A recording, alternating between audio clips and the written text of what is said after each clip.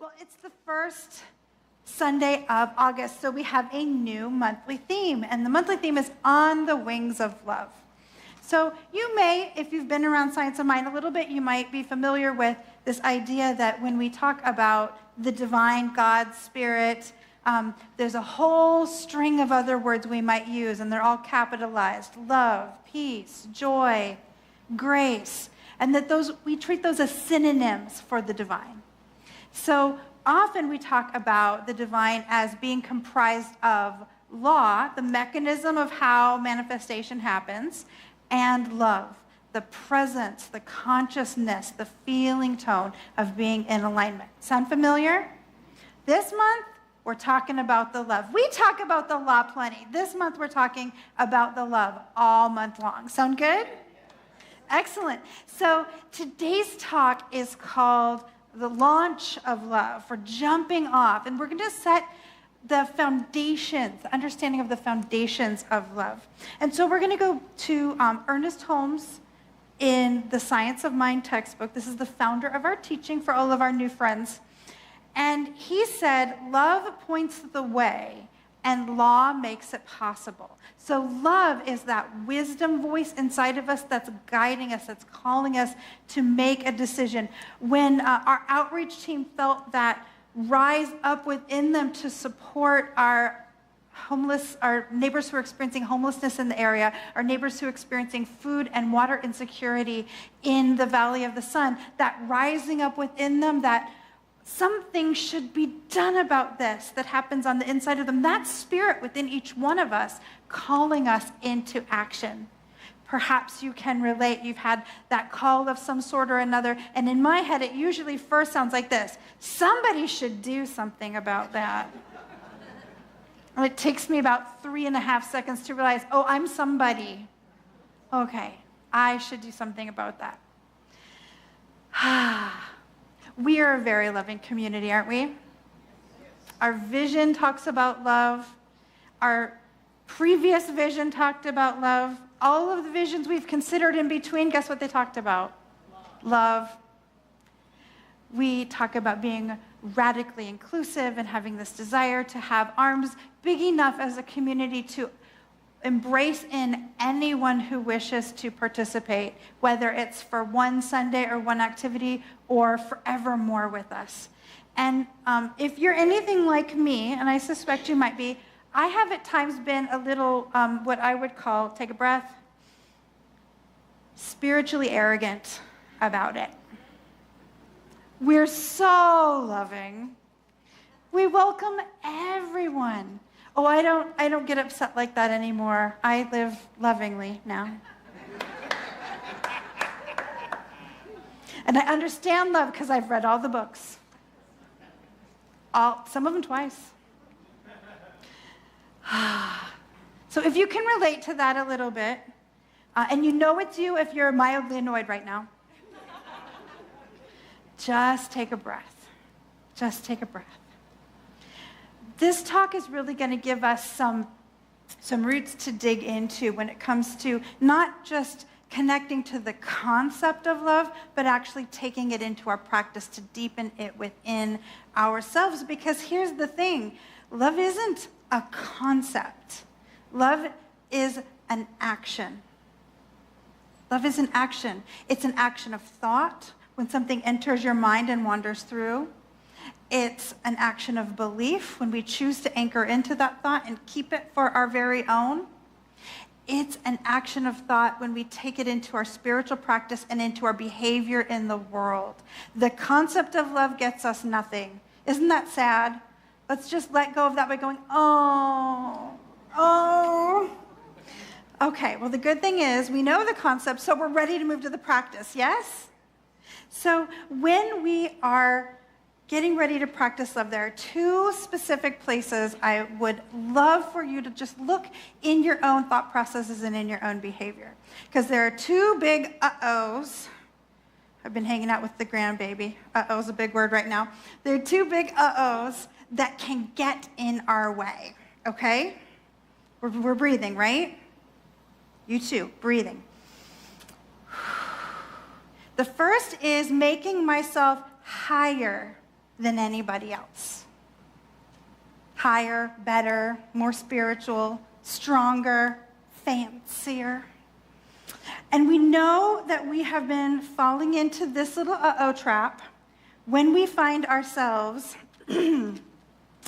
fixing, inserting ourselves into things that are not our business, controlling, preempting, or enrolling. What is enrolling? Enrolling is when I find that something is not the way I think it ought to be. And I say, Dylan, can you hear me out for a second? The schmudgety schmudge did the stoopity stoop, and I think it is wrong. Am I crazy? And Dylan says, no, Reverend Lezli, I agree, it should be like that. And I say, thank you. And then I say, Bobby, the schmoobity schmoop did the schloopity schloop. Am I crazy to think that's wrong? And you say, I don't know. And I say, even Dylan agrees. And you say, oh. And I say, Rachel, the schloopity schloop did the schmoobity schmoop. And I even talked to Dylan and Bobby about it, and nothing changed. Do you agree with me that that is wrong? Me, my schloopity schloop over there has no idea any of this is happening. How effective does that feel? No. If you're recognizing yourself, breathe, breathe. You're not being called out. You're being reminded that we're human, and everybody does this a little bit sometimes.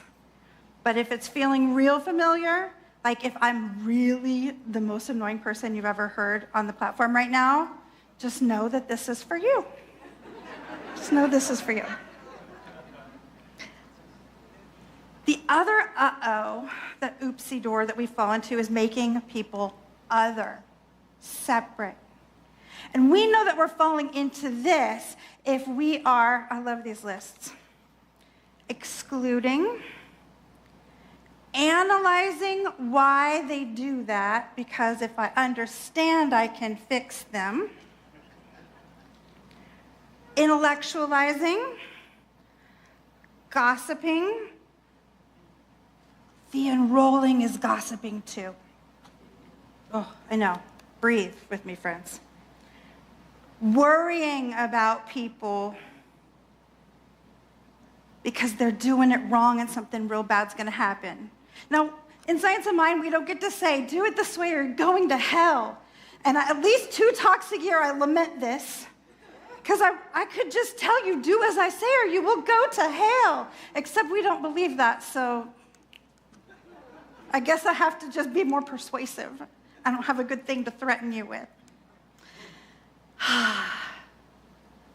Now, there's no way I haven't said something that you have done in the last week. Every single one of us. And the glazed, frowny faces are my evidence. Everyone looks like this. Yes. They say in ministry our job is to comfort the afflicted and afflict the comfortable. So I turned to Thich Nhat Hanh, who's one of my favorite teachers. He's a Vietnamese Buddhist who taught for many, many, many years and was a prolific writer. Thank goodness. Any fans of Thich Nhat Hanh out there? Oh, good stuff, right? And as you may know, my husband is Buddhist, so we very often play in our home with this, this conjunction of where Buddhism meets science of mind. And he had this to say. He said, the Buddha taught that it is possible to live 24 hours a day in a state of love. Every movement, every glance, every thought, and every word can be infused in love. It can happen. And if you're thinking, well, I am not Thich Nhat Hanh, nor am I Buddha, I'm not Jesus either, but we're all still working on it, right? It is possible. It is possible. So conveniently, Thich Nhat Hanh gave us what he called the 4 immeasurables, 4 aspects of love, or 4 kinds of love that can guide us into becoming a more completely loving person. While we all understand it's a practice, it's an action, we're each moving bit by bit, yes? So the first rule is 1, don't go beat yourself up for it. We're not going to go home and beat ourselves up. Instead, we're going to start leaning into these immeasurables. So the first one is Maitri, loving kindness. So we're all pretty familiar with this, yes? This idea of loving kindness, the desire to offer happiness and to be a source of happiness from the inside out wherever we go. Now, this one doesn't tend to be too hard for us. We've practiced it a lot. And you know that you're living a life of Maitri if somebody says to you things like, oh, you're such a breath of fresh air. I just love to be in your presence. Isn't that lovely? When people see the truth of who we are in that way. Now, he gives us a practice, a simple practice, and it's one that Reverend Karen Einhaus has shared with us a number of times before. And it's something to repeat daily when you can, and even more when it feels hard. And this is what it is. It says, may all beings experience acceptance, trust, sufficiency, and safety. May all beings experience acceptance, trust, sufficiency, and safety. Now, you may have seen other variances of this with slightly different words, but what you're going to find is that they're safe, they have enough, they are well, and they are calm, and they're at peace in their life, is what we seek for ourselves and for everybody else. Now, if we're going to wish that for everyone, then that means we have to be willing to believe in the concept of accepting all that is, of having trust, of believing that in fact God is our source and therefore we are sufficient, and that we are safe. And those are not small concepts to absorb. So there's a little practice for you as well. Am I willing to believe in a universe where I am safe, where I can trust, where I can accept all that is exactly how it is without needing to fix it? We're going to dig into a little bit more of that. The second kind of love that Thich Nhat Hanh brought to our attention is karuna, compassion. And this is another one we talk about a lot. The desire to remove suffering from another person. Now, we confuse this a lot because we want this to be fixing. I can see that you're unhappy. So I'm going to tell you all the things you're doing wrong so you can do them right so you'll be happy. No! No. Instead, it's, I can see that you're unhappy. I see your struggle and your suffering. I have also struggled and suffered, maybe in different ways, but I have. I extend my heart of care to you, as I know that this does not feel good right now. May your struggle and suffering pass soon. And I will hold that space for you, knowing it is possible. That is what compassion is. There's a poem that goes around and an animation that goes around and talking about the hole. You guys remember the hole, right? There's a hole in the road. I fall in it. Oh, no. Eventually, someone brings me a ladder and I get out. Chapter 2, I'm walking down. There's a hole in the road. I look. I fall in it anyway. Oh, no. I'm there a long time. Somebody eventually brings me a ladder and gets me out. Chapter 3, I'm walking along. I see the hole. I know there's a hole there. I lean so far looking into it with my nosy self that I fall in the hole. I'm there a while. I at least start hollering pretty early for somebody to bring me a ladder this time, because I know. Chapter 4, I walk down the road. I do not look at the hole. I keep going. Chapter 5, I take a different road. That leaning so far over it to say, hey, what's going on? So I can go tell my friends later. That's one of the ways we fall in the hole. And in one of the animations, I saw, this is compassion. And it was somebody else was in their whole journey. And they went wandering by and they see a hole and they peek and there's someone in there. And they laid down next to the hole. And they extended their arm down into the hole and held the hand of the person down there. until they could figure out their way out of the hole. Fixing does not help ever, ever, ever, ever. We're communicating that we don't think they're enough to figure it out, and we're robbing them of the opportunity to find a solution. Fixing is not loving. We're breathing, right? Let's do a nice big one together.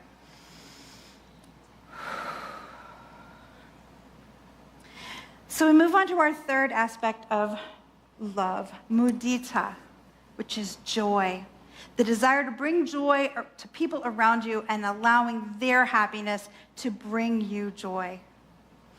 I consider this kind of an advanced form of joy, where you see somebody get something amazing happen in their world and immediately you're like, oh, that is so awesome for them. I am so excited, and it actually brings you personal joy to know that good is happening in the world.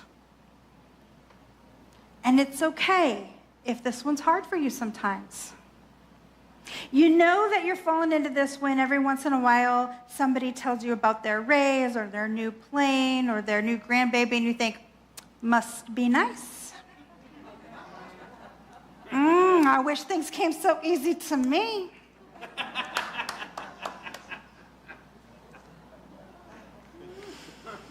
And we're human, and we're human.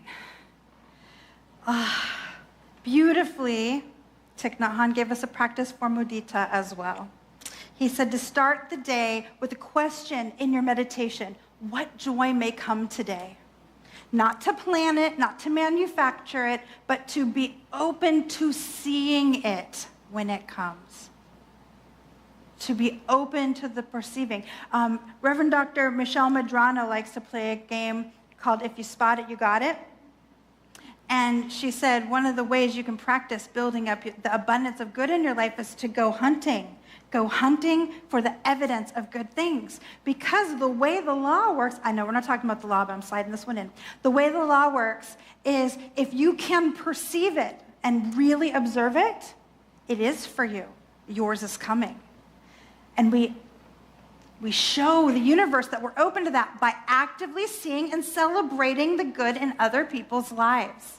Plus, it makes our lives so much better. If you're getting excited not just about your own good, but everybody's good, it's a happy day. It's a good day all around. And then finally, we have the kind of love that lands us in the pit a lot. That's okay. We can all be, are we just all at the bottom of the hole now for this part of the talk? I'm in there too. We're good. We've got each other's back. We're practicing our karuna together in the hole. And upeksha best translates into equanimity. The desire to accept everything and not to discriminate in any way at all. It's a freedom from judgment. Breathe. It's a freedom from judgment. So then we have to talk about the difference between judgment and discernment, right? Because you have to make some decisions in your life, or you can't even get dressed and come to the center, or have a TV or computer by which to be watching this.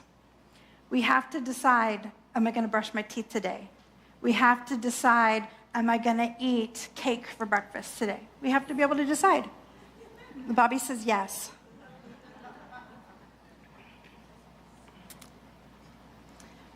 But equanimity is I like to call it unmesswithable. When we have equanimity, we are not thrown by the things that we see. Our ability to be joyful is not interrupted by something that we do not like. With discernment, we cannot like something without heat. We can be a no thank you for my life without making it wrong to exist. So some people really like, and I deeply don't understand how this can be so, but some people deeply like mangoes, right? Mangoes are a very popular fruit. Lots of people like mangoes. I hate them. I loathe them. But what I don't do is go into the smoothie place every day and I say, I would like what kind of losers have a smoothie bar with mango? Gross, and then storm away. I get that other people can really enjoy mango. I am, shocking, I know, pretty outgoing, pretty effusive, if you will. Big movements, big voice, big love, big loud, right? I don't look at people who are more quiet with their love and go, see, they don't get it. They're doing it wrong. If they were really loving people, they would be running around like me with a full unicorn onesie and glitter tail. You're laughing like you think I don't have that. I believe that there's photographic evidence somewhere around here. I think Dawn took the pictures. The desire to accept everything and not to discriminate, not to close anything out of the kingdom of the divine, not to close anything out of the possibility of life. No matter how they dress, no matter where they live or don't, no matter what they believe, no matter what they say. Now you can use your discernment to say, this isn't a fit for my life. Perhaps I'm not going to become best friends with that person. But what we don't say is because they don't deserve to live, or they deserve my derision, or they deserve my hatred. It's hard right now. There are some big divisions in our culture, in our country. If you're not from the United States, maybe there are big divisions in your country too. But we follow this teaching because something in us has told us there's a path forward where we really can create a world that works for everyone. And guess what? Not everyone wants the same world, which means we are actively creating parts of a world that I would not choose, that my discernment would say no thank you to. But I love everyone enough to want them to have that in their corner, if that's what they want. I don't want to veil, probably because I live in Arizona and it's bleeping hot here. But I will fight to the ends of the earth to protect women who do want to have the right to do so. That's equanimity, the ability to see the difference between what I think should be in my life and what I think should be everywhere. I want to live freely, and in order to do that, I have to offer that freedom to absolutely everybody else. And if I don't, I am full of bleep. So what is the practice for equanimity? As often as you can, say quietly in your mind, at this moment, I trust God as the source of my supply. At this moment, I trust God as the source of my supply. The supply of what? Supply of attention, supply of love, supply of money, supply of resources, supply of support, supply of whatever needed thing is. Because if I believe that Infinite Spirit has supplied me perfectly, I don't need to go poking around at everybody else. In my life, I tend to say when I start getting, this is, in my mind, my feathers, my feathers going up on my back the way like an angry parrot. When my feathers start going up, I say, this job is not my source, God is my source. Or this friend is not my source, God is my source. Or this community is not my source, God is my source. This airline ticket, this piece of jewelry, anything I could fear losing or having taken away, this freedom is not my source. God is my source. God is the source of that freedom. And anything divine cannot be taken from us. It'll just circle right back around in another form.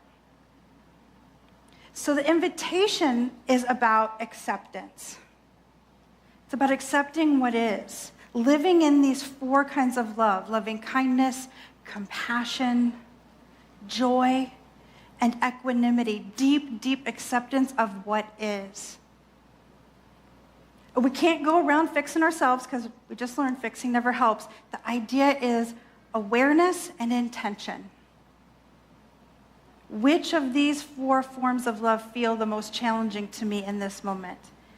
And will I take that practice into my life? Will I notice when I'm not acting out of that kind of deep love? Will I choose to do the practice? That is the invitation, and I hope you will join me in it. Thank you.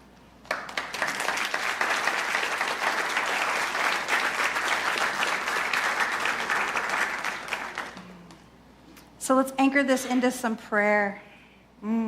How good it is to be right here, right now, in this place of wholeness and love, in this community of acceptance and high intention. And what I know for sure is this: whatever we each brought into this session, on our heart, on our mind, in our life, all of that is in the world of effects. And so we take it into the world of cause, into the world of consciousness, into the place where change happens, which is when infinite spirit joins up with a mind and a heart that are willing to see this world differently. And when we are in that space, everything is possible. And so I know healings unfolding to the sound of my voice. I know a falling away of old pain, an opening up to the possibility of the new, and a deep acceptance, a deep equanimity, knowing that nothing, no one, and no happening can interfere with my good coming directly to me from infinite spirit. And I'm so grateful to know it, to know that it's my truth, to know that it's every living being's truth, because we're all of that same oneness. And I call it all beautifully, beautifully good.